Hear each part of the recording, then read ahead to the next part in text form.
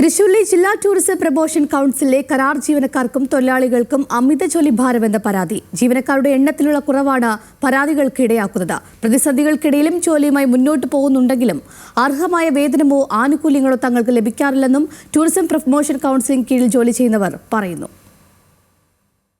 12 വർഷമായി രഞ്ജിനി DTPCയിൽ ജോലി നോക്കുന്നു. ഇപ്പോൾ ഏനാമാവ് നെഹ്റു പാർക്കിലെ കെയർടേക്കറുടെ ചുമതലയാണ്. ഒരു കൗണ്ടർ സ്റ്റാഫും ക്ലീനിംഗ് ചെയ്യാനുള്ള ആളും സെക്യൂരിറ്റിയും മാത്രമാണ് ഇവിടെയുള്ളത്. അമിത ജോലിഭാരത്തെ തുടർന്ന് മുൻപുണ്ടായിരുന്ന കൗണ്ടർ സ്റ്റാഫ് ട്രെയിനി കഴിഞ്ഞ മാസം ജോലി നിർത്തിപ്പോയി. പകരം ആളെ എടുത്തിരുന്നുവെങ്കിലും നിയമനം നടത്തിയില്ല. മുന്നേ ഉണ്ടായിരുന്ന സ്റ്റാഫ് 30-ാം തീയതി റിസൈൻ ചെയ്ത് പോയി. 31-ാം തീയതി ഇതുവരെ ആളുണ്ടായിരുന്നു, 2 പേരുണ്ടായിരുന്നു. ഇവിടെ രാവിലെ 9 മണി തൊട്ടിട്ട് 8:30 വരെയാണ്, വൈകിട്ട് 8:30 വരെയാണ് ഇവിടുത്തെ കൗണ്ടർ ഓപ്പൺ ആയിട്ടുള്ള സമയം.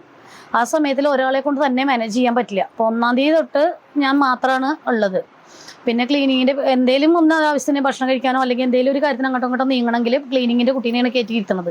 അമിത ജോലിഭാരത്തെ തുടർന്ന് പുറംവേദന ഉണ്ടായതോടെ ഡോക്ടറെ കാണാൻ അവധി ചോദിച്ചെങ്കിലും അവധി അനുവദിക്കാൻ മേലധികാരികൾ തയ്യാറായില്ലെന്ന് രഞ്ജിനി പറയുന്നു. ഞാൻ 2-ാം തീയതി പോയിട്ട് സാറിനോട് പിന്നെയും പറഞ്ഞു. അപ്പോൾ സാറിനോട് 3-ാം തീയതിക്ക് അത്യാവശ്യമായിട്ട് എനിക്ക് ഓഫ് വേണമായിരുന്നു.